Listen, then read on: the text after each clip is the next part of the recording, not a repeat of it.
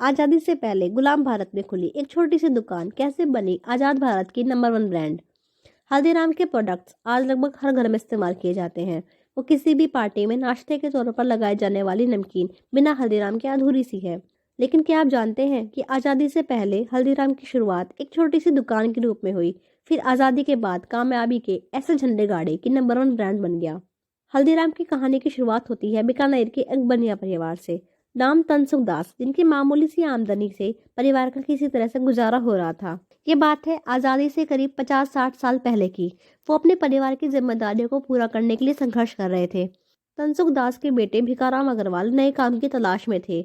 उन्होंने अपने और अपने बेटे चांदमल के नाम पर भिकाराम चांदमल नाम की एक दुकान खोली। उन दिनों बीकानेर में भुजिया नमकीन का स्वाद लोगों को काफी पसंद आ रहा था। भिकाराम ने भी भुजिया बनाकर अपनी दुकान में बेचना शुरू कर दिया।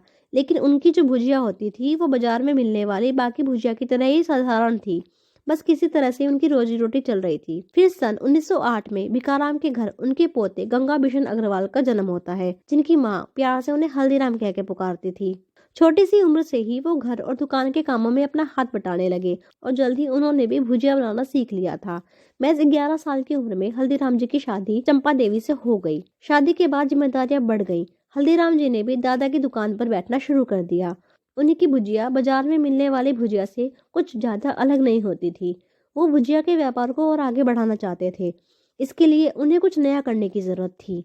ऐसे में हल्दीराम ने अपनी भुजिया के स्वाद को बढ़ाने के लिए उसमें कुछ चेंजेस किए। उसमें उन्होंने मोठ की मात्रा को बढ़ा दिया, जिससे भुजिया का स्वाद बदल गया और ये बदला हुआ स्वाद उनके ग्राहकों को काफी पसंद आया। उनकी भुजिया बाजार में बिकने वाली बाकी भुजिया से काफी अलग और जायकेदार थी। साल 1937 में उन्होंने अपने परिवार से अलग एक छोटी सी नाश्ते की दुकान खोली, जहाँ पर बाद में उन्होंने भुजिया भी बेचना शुरू किया। वो इसके जरिए मार्केट में अपना नाम जमाना चाहते थे। कहा जाता है कि हल्दीराम हमेशा अपना भुजिया के स्वाद को बढ़ाने के लिए कुछ न कुछ नया चेंज एक्सपेरिमेंट करते रहते थे। अभी तक मार्केट में लोगों ने जिस भुजिया का स्वाद को चख रखा था वो थोड़ी नरम, थोड़ी मोटी होती थी, बट इस बार हल्दीराम जी ने भुजिया का पूरा रूप ही बदल डाला। हल्दीराम जी ने एकदम पतली भुजिया बना डाली। ये भुजिया बहुत ही चटपटी और क्रिस्पी थी। इस तरह की भुजिया मार्केट में अब तक नहीं आई थी। जब लोगों ने हल्दीराम जी की इस भुजिया का स्वाद को चखा तो उन्हें ये काफी पसंद आया। उनकी चटपटी और स्वाद से भरपूर भुजिया खरीदने के लिए उनकी दुकान के आगे लाइन लगने लगी और पूरी शहर में उनकी दुकान भुजिया वाला के नाम से फेमस हो गई। बाद में उन्होंने अपनी इस दुकान का नाम अपने ही नाम पर हल्दीराम रख दिया। हल्दीराम का व्यापार बढ़ता जा रहा था। भुजिया के साथ कई प्रकार की नमकीन भी बनने लगी। समय के साथ उनके प्रोडक्ट्स की मांग ज्यादा होने लगी। साल 1941 तक हल्दीराम की नमकीन का स्वाद बीकानेर और उसके आसपास के लोगों को काफी पसंद आने लगा था। हल्दीराम अपने व्यापार को अब पूरे देश में फैलाना चाहते थे। एक बार वो कोलकाता एक शादी अटेंड करने पहुंचे। वहाँ वो अपने साथ अपनी भुजिया लेकर भी गए थे। उनकी भुजिया का स्वाद उनके रिश्तेदारों और दोस्तों को काफी पसंद आया। उन्होंने हल्दीराम को कोलकाता में भी एक दुकान खोलने को कहा और उन्हें यह सुझाव बहुत पसंद आया। हल्दीराम ने एक ब्रांच कोलकाता में भी खोल दी। आगे उनके पोते शिव कुमार और मनोहर ने उनके कारोबार को संभाला। उन्होंने कारोबार को पहले नागपुर और फिर दिल्ली तक पहुंचाया। साल 1970 में उन्होंने पहला स्टोर नागपुर में खोला। वहीं साल 1982 में देश की राजधानी दिल्ली में दूसरा स्टोर खोला गया। दोनों ही जगहों पर मैन्युफैक्चरिंग प्लांट्स लगाए गए। इसके बाद पूरे देश में हल्दीराम के प्रोडक्ट्स बिकने लगे। देखते ही देखते हल्दीराम की मांग विदेशों में भी होने लगी। अब देश के साथ साथ विदेशों में भी हल्दीराम ने अपना व्यापार बड़ा कर दिया।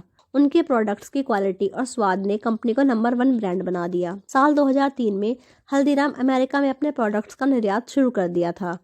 आज करीब 80 देशों में इसके प्रोडक्ट्स का निर्यात किया जाता है। आगे कंपनी के कारोबार को भौगोलिक स्थिति के आधार पर 3 हिस्सों में बांट दिया गया, ताकि कंपनी अधिक से अधिक ग्राहकों तक पहुंच सके। दक्षिणी और पूर्वी भारत का व्यापार कोलकाता स्थित हल्दीराम भुजियावाला के पास, वहीं पश्चिमी भारत का व्यापार नागपुर में हल्दीराम फूड्स इंटरनेशनल के पास है। वहीं उत्तरी भारत का व्यापार दिल्ली में Haldiram snacks and ethnic foods के पास है। इन तीनों में सबसे बड़ी दिल्ली की कंपनी है।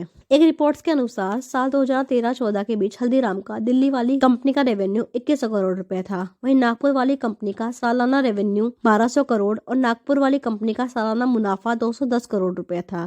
वहीं साल 2019 में हल्दीराम का सालाना रेवेन्यू करीब 7130 करोड़ रुपए था। हल्दीराम ब्रांड के तहत लोगों को न सिर्फ भुजिया बल्कि कई प्रकार के स्वादिष्ट नमकीन, स्नैक्स समेत 400 से अधिक प्रोडक्ट्स का स्वाद चखने को मिलता है। इससे आप हल्दीराम की लोकप्रियता का अंदाजा लगा सकते हैं। तो ये था आज का हमारा वीडियो। आपको ये वीडियो कैसा लगा हमें प्लीज बताएं। फिर मिलेंगे नेक्स्ट वीडियो में, तब तक के लिए बाय बाय एंड